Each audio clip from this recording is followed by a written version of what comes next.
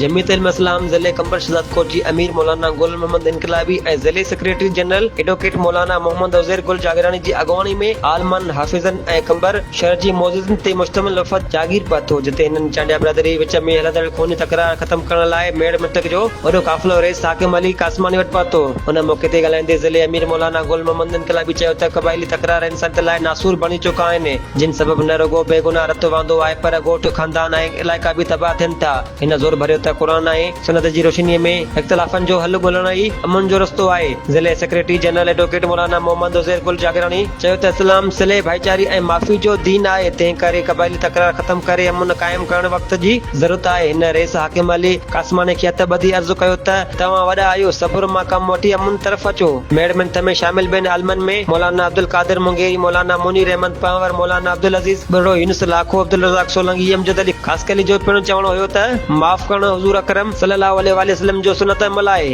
मेड़ मिंथ खे मान ॾियण सिंध जी पिणु सकाफ़त आहे ऐं उन खां बाद साॻियो ई मेड़ मिंथ काफ़िलो खोसा बिरादरी जे क़त्ल थियल नौजवान वारसनि वटि बि पहुता ऐं उन्हनि खे बि सिले ऐं अमन तरफ़ अचण जे लाइ क़ुरान पाक ते फ़ैसिले लाइ चयो हुयो।